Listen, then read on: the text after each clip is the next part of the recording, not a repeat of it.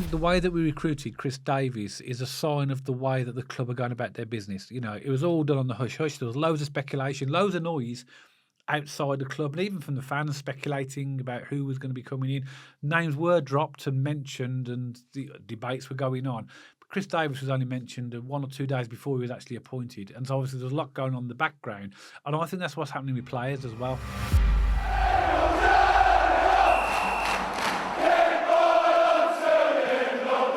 So welcome back to Small Earth Alliance FC. And there's lots of speculation in social media and all media really about transfers, not just about Birmingham City transfers, but about transfers for pretty much every league club that you could possibly think of.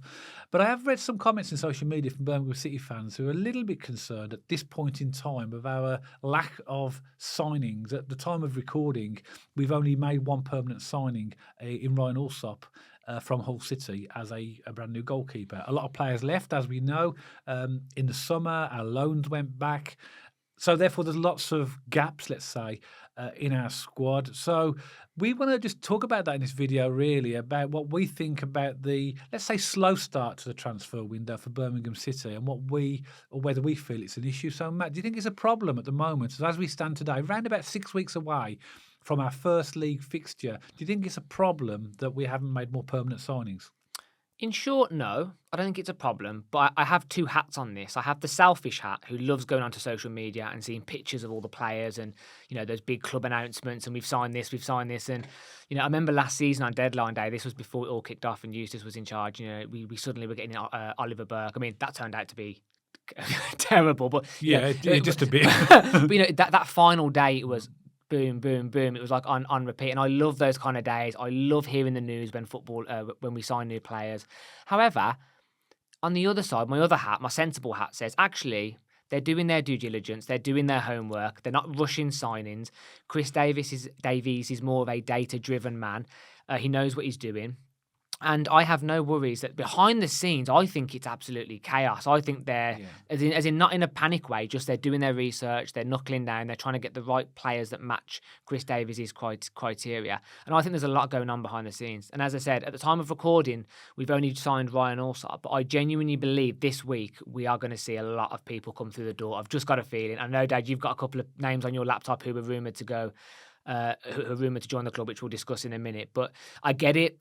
When you look at Rotherham as well, there's certain teams in League One who have been signing lots of players left, right and centre. Their social media's popping off with players, and I get that it's easy to throw those comparisons up. But I'm not worried. I'm not concerned. The players will come.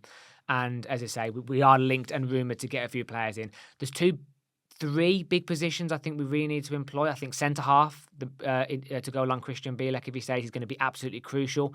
We need a goal scorer. We need someone who's going to bang in 20-plus goals this season. And a reserve striker as well, just to have backup in case of injuries or suspensions, possibly one more. And I'd love to see a really solid pitbull centre mid come in as well. Yeah. Maybe alongside Paik, JJ. Who knows what's going to happen with our own club with the transfer window this season. But that fills the spine up for me. That's really crucial. And I know we have to recruit in all areas, really, especially with backups, with how thin and light we are in the squad so far this pre-season. But those names will come, and I think this week and the next few weeks is going to be massive. I think we're going to get a few names in. Yeah, I mean, I think the fact that we haven't signed many players at the moment doesn't concern me. I'll tell you why, because I think the way that we recruited Chris Davies is a sign of the way that the club are going about their business. It was all done on the hush-hush. There was loads of speculation, loads of noise outside the club, and even from the fans speculating about who was going to be coming in. Names were dropped and mentioned, and the debates were going on. But Chris Davies was only mentioned 1 or 2 days before he was actually appointed, and so obviously there's a lot going on in the background. And I think that's what's happening with players as well. I think the club now want to be in a position where they're not just sort of like leaking names like we used to in the past, and then things don't happen. They're keeping stum, and I think you're absolutely right where you say there's so much activity going on that we don't know about. Because as we know, trying to get a player signed in a modern football context is not easy. Mm-hmm. There's competition from other clubs, so therefore there'll be offers from other clubs. You've got all the negotiations with the players and the agents, and sometimes it's just drawn out because they have all the add-ons and the various things that they want to put into their contract. So it's negotiation, isn't it? Yeah. Not just the case saying we'd like that player, let's sign him. That very rarely happens that it's done quickly. So I think this is happening. Also, as well, we have to bear in mind, the reality is, whether we like it or not, we're a League One club. That is going to factor in massively to the players thinking, well, do I really want to play in League One? But they have said they want a championship-ready team for, even in League One now to get ready for when we do get back promoted. And I take your point, Dad. It's definitely going to have a knock-on effect to the players and the capabilities we can bring in. We are going to hit a ceiling to some extent, but it was inspiring to me and nice to hear from the board that they want to get a championship-ready team, even in League One. But I completely agree with you, Dad. We are going to hit a ceiling of talent that we can attract to this club. Yeah, it's brilliant saying that. Yeah, of course we want a championship-ready team, but that's all right saying that. But you've still got to have the players that want to come. Mm-hmm. So the club can say what they want. I think, from some of the I'm going to tell you some of the players that have actually linked as we speak. You mentioned a centre half. There's really lots of speculation about a player called, I apologise if I get his name wrong here, Mike Erdenhuizen, who is a 23-year-old centre half for Sparta Rotterdam. He's been mentioned, some €2.5 million, back around about £2 million. So he's been highly speculated. So at the time this video goes out, that deal could have been confirmed, or it could be completely dead. We just don't know. Alfie May, it looked to all intents and purposes he was going to Huddersfield Town, and Blues have had permission, agreed the price, and had permission to speak to him. So at the time of recording, we don't know whether he's going to accept Blues' offer or he's going to accept Huddersfield offer. But don't forget, he was the top goal scorer in League One last season. So if we get, I think he's 30, something like that. So he's an established League One goal scorer. So if we could get him, that would be a good signing as well. We were linked to, or have been linked with Mark Leonard, but the speculation that he could be going to FC Copenhagen. Scott Twine, but it looks like he could be going to Bristol City. And that was always going to happen because he was on loan there last season, weren't he? So he has a connection with Bristol City. So, we are going to kind of hitting your point home, Dad, being in League One, we are going to lose certain players to certain teams. That's just the reality of where we are. And I don't think we should get beat ourselves up about that. It's football's competitive. There's no loyalty. But on a positive note, I think we are going to have some pulling power. They are, and I know it's a polarising thing, the project. Let's just use that for the sake of this conversation. If we can sell players on future growth, let's say, getting a ready team for the championship to push on higher, Chris Davies' vision, young manager, fresh coming in. If we can sell these things, I genuinely think this club has some serious pulling power behind it to attract some serious names. I think it does as well, but I also think as well the timings in terms of the lack of activity at the moment is down to the way that the club are doing their due diligence. It's a good thing. As you mentioned, Chris Davies is highly data driven. So there'll be a lot going in the background about the analytics of a player. I'm hoping that part of the analytics will somehow measure their attitude. Mm-hmm. I don't know how you do that. Maybe you have to watch videos and see what they're like as a team player and whatever. But that needs to be factored in big time because that was a major problem last year, Matt, wasn't it? Yeah, the attitude was what really lacked. And we've also mentioned about we need to get some leaders on that pitch. You mentioned some about a commanding midfielder. I class them as pit bulls. Just they're everywhere. They're commanding. They're aggressive, and that's what you want from your centre mids, your captains, your centre halves. Yeah. You want those powerful, determined players. When you go a goal down, don't put their head down. They rally everyone back up, and we haven't really had that for a couple of seasons. And it might sound silly, but even the season before last, we had like Hannibal, Troy Deeney. Big characters on the pitch, the season before last. Whereas last season, if you look at the team, they all seemed a bit weak and a bit lackluster and not really much passion there. So we need that gap filling massively this season with that passion and that determination. I just want to clap my hands together, that fight. And I want to see that this season big time. That's another name mentioned that I've heard Hannibal. Hannibal Megri. I heard Hannibal, he'd be great for us. But again, it's whether or not. I mean, he has got the relationship with the club. He's been there. He knows the fans.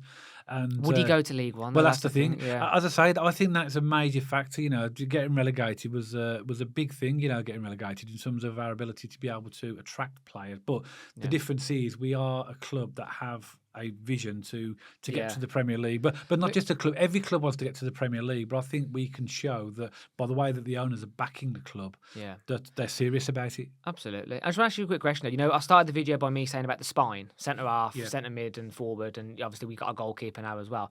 If you were Chris Davies, you've been a Blues fan a long time. Me and you went to a lot of games last season. Where do you think the club's priorities are? Where do you think he'll be looking and going, okay, we really need to plug this gap here. This is a really key position for us in this market. Well, there's gaps all over the club, as we know. But it has to be strikers. I mean, it's got to be. I mean, we've only really got to. Yuki's been offered a 2-year deal. I don't know if he's accepted it. I think I've not seen anything that he's accepted. Nothing confirmed Firmed. officially, but Yeah. I've been hearing positive rumours that But he has Yuki, signed. yeah, great, and he's going to be great around the club. But he ain't going to be starting every game. He ain't going to be playing every game. So he's going to be I would say a first choice to start every game. So he's great to have as a impact substitute, I think. And he's going to be great around the club in terms of influencing players and leadership. Tyler Roberts, we've got clearly, but besides that, who else is left?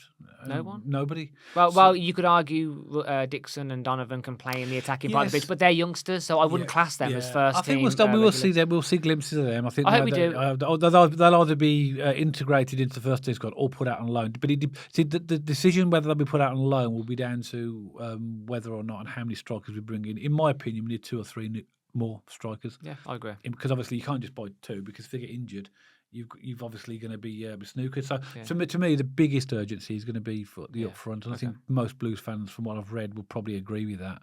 Yeah, I think let's just assume that Bielek is staying and he's going to be playing the centre half position. Who goes alongside him is going to be massive in the centre half position as well, only because of the style of League One football, crosses in the box, long balls, physical league. That's going to be a really key position for me as well. And I think centre half and striker for me are the 2 really big pressing areas, because the midfield's oversubscribed to some extent, and don't get me wrong, some of those players are going to be sold. We did a video last week about our international players. I think everyone knows our opinions on who may or may not go, but I for me personally, striker definitely number 1. We need a goal scorer. We need someone who's going to get us 20 plus goals this season, and for me, a nice solid commanding centre half as well would be really nice to get this transfer. I think so, and I think as well, you've got to bear in mind as well that we're still early in the transfer window. Pre-season hasn't started until time of recording. It actually started yesterday. I think what probably panics a few Blues fans is when the fixtures release. Oh, we're playing Reading tomorrow. It's almost as if we know the fixtures now. But the reality is, I believe we'll be recruiting players right up till the end of the transfer window, which is August the 30th. We know that the season starts on August the 10th. So I think by the time we kick off on our very first game at home to Reading, I still think we'll be recruiting after that as well. So we've got time. There's time there's time to get the players in that we actually want. So therefore, it's not as if there's a day left or 2 days left of the transfer window. We've got a long time to go. Because if you think about it logically, Dad, we've had such turnover at this club. We've had such turmoil this past season, especially managers. Let's just call it what it is. Chris Davies, right? We only employed him 2-3 weeks ago. He hasn't even met the players properly yet. They're only just turning up to pre-season this week.